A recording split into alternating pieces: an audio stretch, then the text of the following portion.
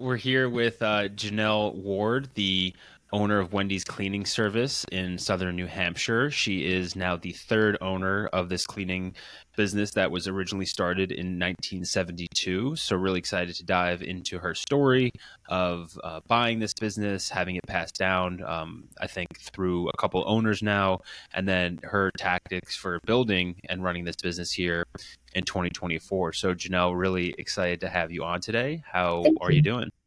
I'm well. How are you? I'm good. I'm good. Yeah, Good. excited to dive in now. I think you're the second or third person on the workbench that runs a cleaning business. So everyone's had a different perspective. One of our guests focused on Airbnb specifically, another guest focused on strictly commercial cleaning. So really excited to hear about Wendy's cleaning service and your story there. Just to kick things off, would you mind giving us a little background on yourself and the business that you run? Sure. I bought Wendy's from my mother back in February of 2020. And if we go back to the calendar year, that was right before COVID totally hit the fan. So it was very scary. When I purchased it, we were originally primarily a residential cleaning company, and we did some commercial work, but within 4 months, we lost 90% of our residential clientele because so many people were afraid to have people in their homes. But then commercial cleaning skyrocketed. Employers needed to take care of their employees, they needed to take care of their workspace. Every business was trying to stay afloat. A general theme was that employers were trying to ease the psychology of their staff, knowing that it was extra clean. So that ramped my business up, and just by that happening, I decided to shut down residential and primarily focus on commercial. Uh, Not without a lot of tears and heartache. It was a really difficult transition, but it was a blessing in disguise too, because now things are just really running very well. So, yeah. So let's go back to the origin of Wendy's, and can you tell us how the business was started back in the 70s and now how it ended up being owned and managed by you? Sure. So Wendy Hearn was the original owner. Back in the 70s, the janitorial commercial cleaning world was a male dominated industry. And so she would actually go out and she would, door to door, she would go to businesses and she would say, I will provide a better service for you. I will give you 1 month for free. If I'll clean your place, whatever schedule works for you, the client. And, if after 30 days you're not happy, you pay me nothing. If you are happy, we sign this here year-long contract, and then I move forward as your cleaning company. And that worked for her time and time again. And then once she was able to put her foot in the door with the commercial cleaning company, then she was able to start into the residential cleaning company. And then she started the opposite way that I do it now. Um, yeah, it just went really, really well. Then my mom decided she'd just like to get a little part-time job. She's a numbers woman, so she became the accountant. I was 19. She got me a part-time job over the summer, and Wendy trained me how to clean houses. And then my mom and my aunt decided, why don't we buy it? So it became a family business pretty quickly. I'm turning 44 very soon. So, the majority of my adult life has been with Wendy's cleaning service. And then, yeah, I moved all over the country and the world, and I decided to come back and settle, in my hometown. And I decided to buy it. So, and my mom was ready to retire. Unfortunately, my aunt passed, several years ago. She had breast cancer, and so it was just my mom running the business at that point. And so she was just ready to start a new chapter. And here we are.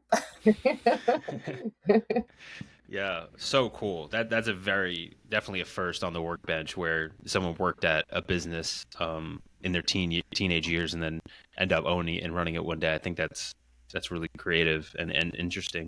Um, Okay, so let's talk about the process of you then coming back to Wendy's and eventually buying it. So, can you talk to us a little bit about when you first came back to the business and what were you doing at the business, and then how did you go from all right, I'm back working with what sounds like your mom and aunt's company at the time to then buying it? What was that transition like?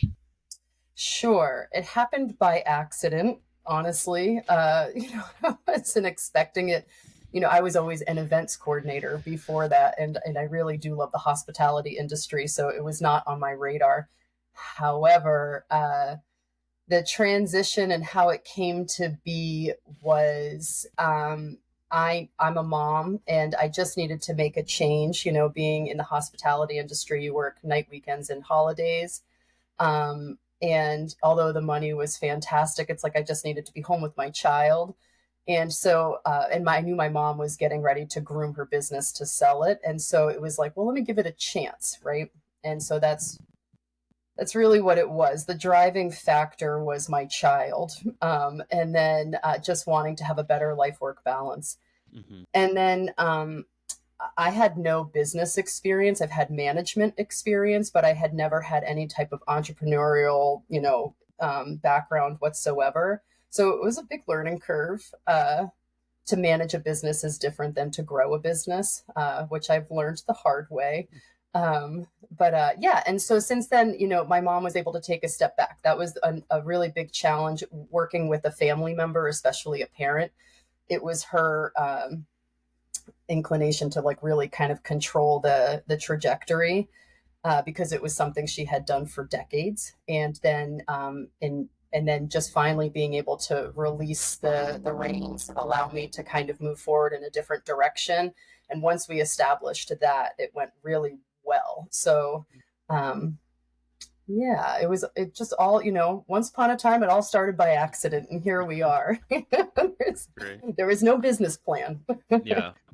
Okay, so let's dive into because a common theme here on the workbench is build versus buy, and some folks have really felt that buying a home service business is the best way to go, particularly with generational changes from quote unquote the boomer generation, baby boomers starting to retire, and how the younger generation can maybe add some technology, even things as simple as building a website for some of these businesses, and that building is the best way to get into this industry. And then some folks say it's sorry, buying is better. And then some folks say building is better, starting from the ground up.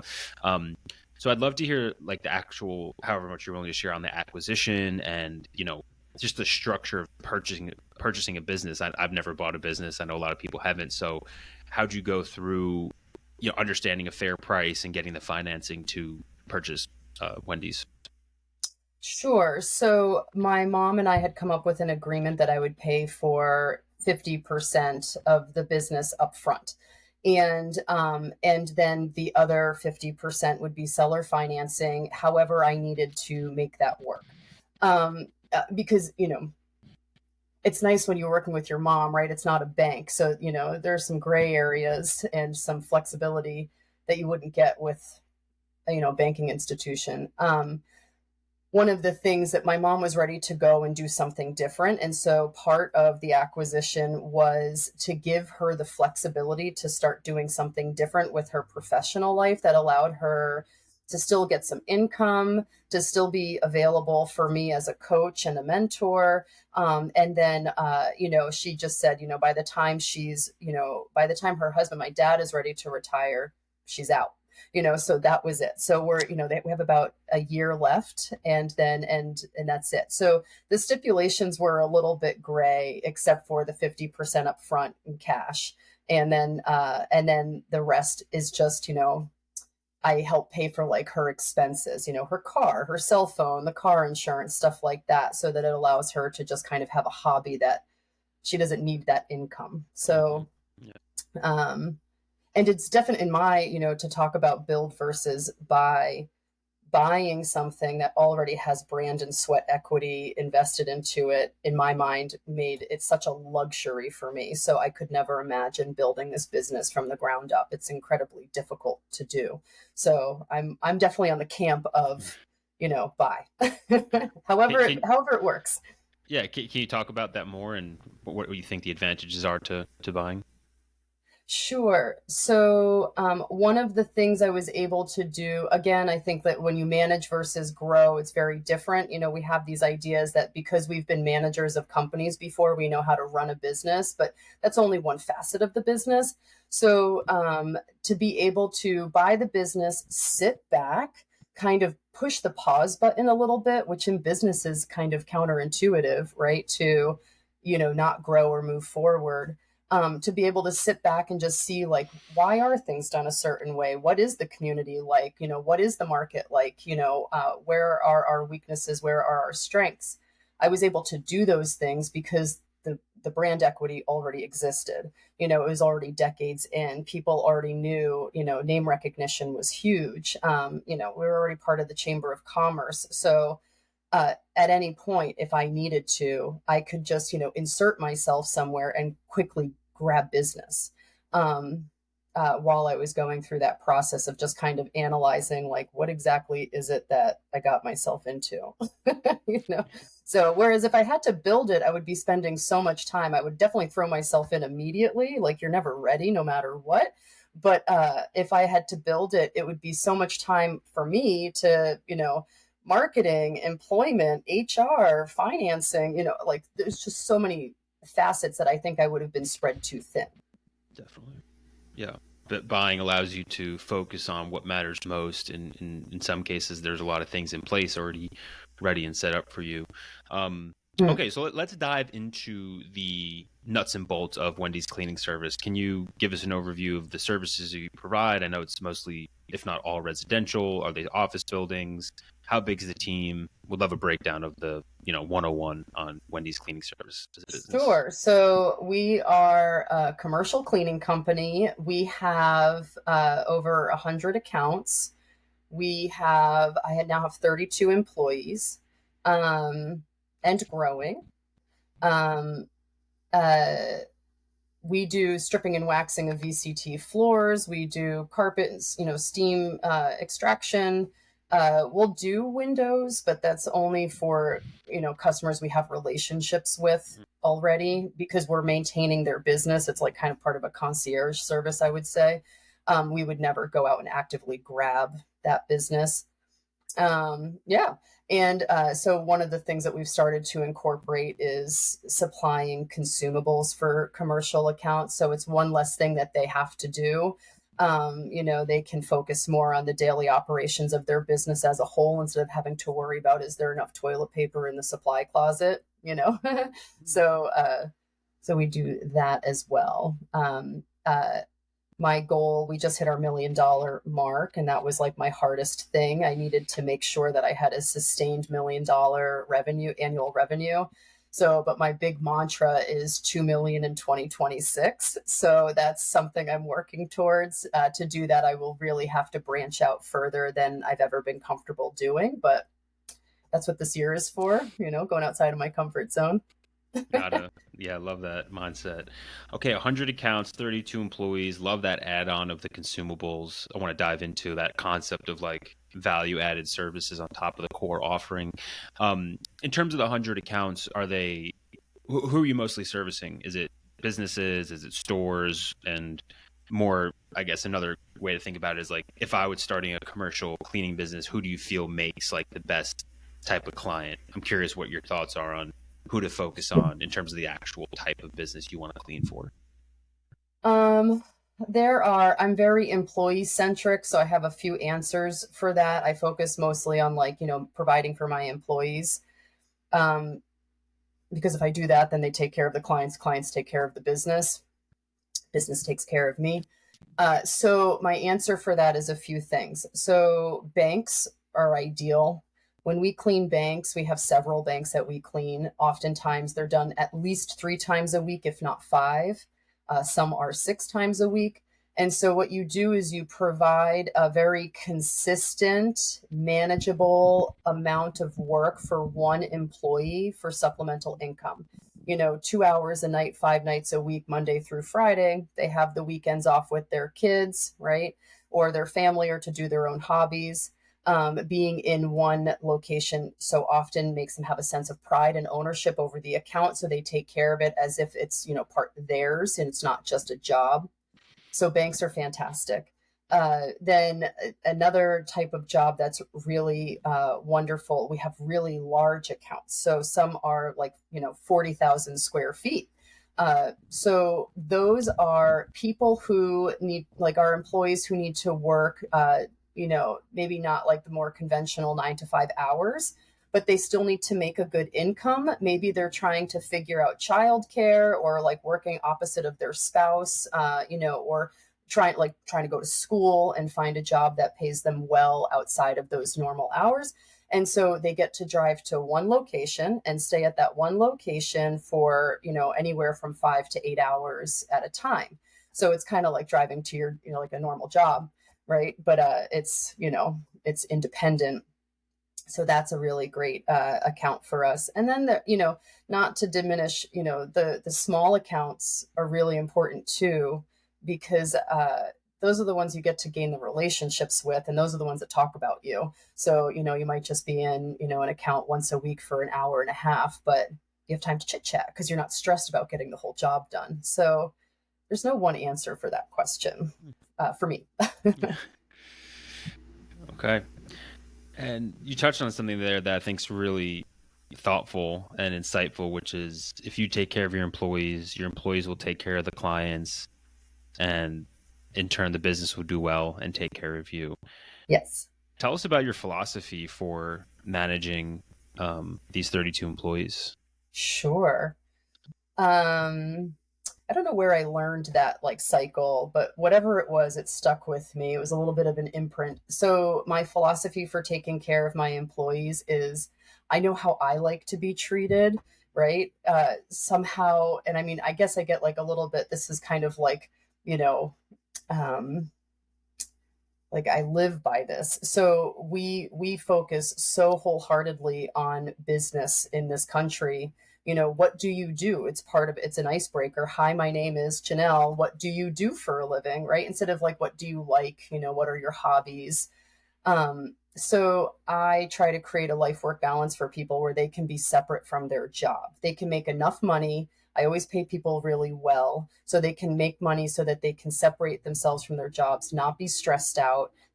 We always work with their schedule, so that we set them up for success. If we set them up for success, then they're happy, right? So then they're stable, they're happy, they feel respected, they like coming to work, they like doing their job, and that's how I would want to be treated by my employer. And then we really stand behind that. And then it just creates like very low turnover, longevity, like good working relationships, and it's a great ripple effect. So yeah, my philosophy is always 100% take care of the employee first, because we're all human. Absolutely. Yeah. Yeah, and you have a very holistic approach to even selecting the clients you work with to make sure that they're amenable to the way you want your employees to be able to work and be flexible with their lifestyle, which I think's a great way to approach it as a business owner. What's the biggest challenge that you face in running a commercial cleaning business? There are so many variables. Sometimes I hear new things all the time, and I'm like, I'm never surprised anymore. But I would say the general answer would be weather. We live in New England, right? The job still has to get done. So sometimes, there's a snowstorm or an ice storm. What can you do? You just have to push the jobs one way or the other on the schedule.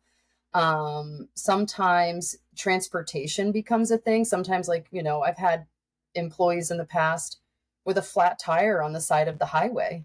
And so, they're calling me or texting me like when I'm in bed, and I'm like, okay, I'll be right there. Right. So that is a challenge.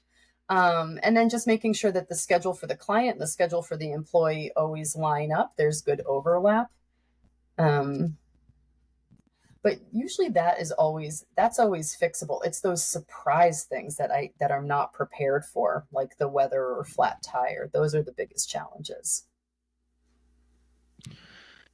And let's talk about tools and technology.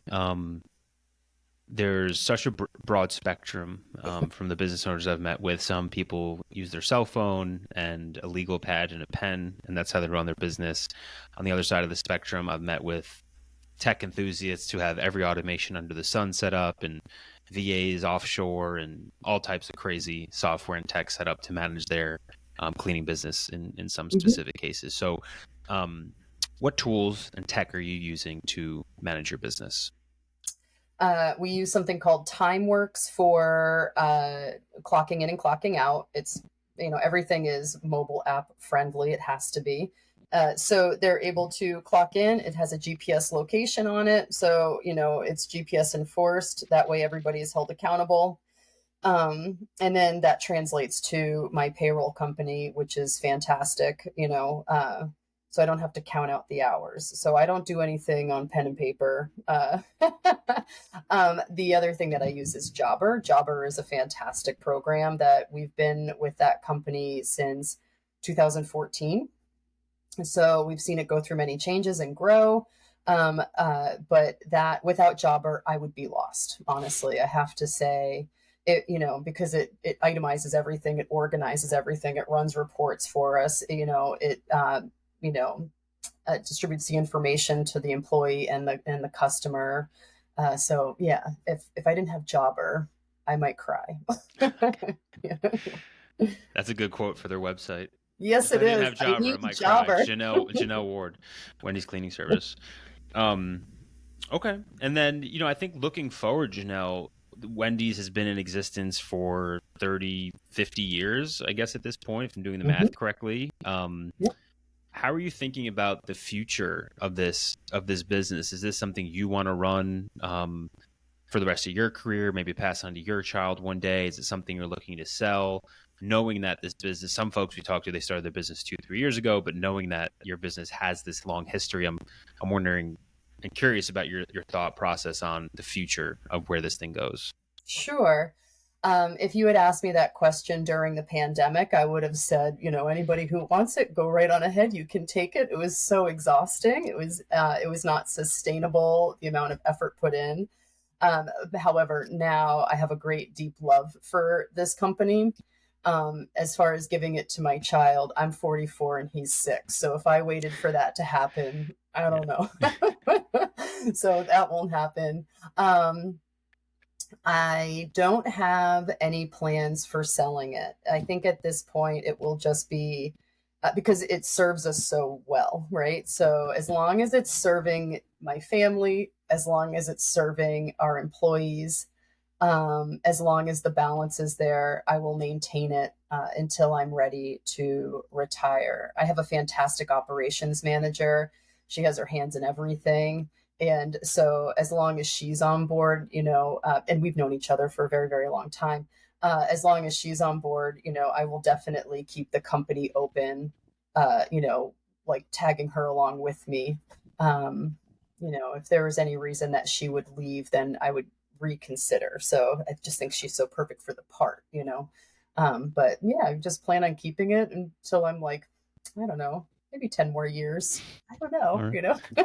For now it's Yeah. just so good. I can't think about, any type of finality. Yeah. No, I mean, if it's serving you, then Mm. love that. So, okay, Janelle, I mean, this has been a really interesting story, a workbench first. I love the, kind of story of the business being around and kind of going through a couple hands here. Where can folks who are listening to this check out your business and connect with you on the internet? Sure. So my website, wcs-cleaning.com. I'm always, at chamber events. Then we also have an Instagram page. Everything is Wendy's Cleaning Service Incorporated. We do have a Facebook page. I'm not very, big on social media. It's not something that I'm attracted to, but it does exist. So mostly it's our Nice. website. Okay. And Cool. Google, of course, we pop right up on Google as well. Love that. All right, Janelle, we appreciate you coming on. Love the story, and yeah, hope you have a great rest of your week. Thanks. You too, Brian.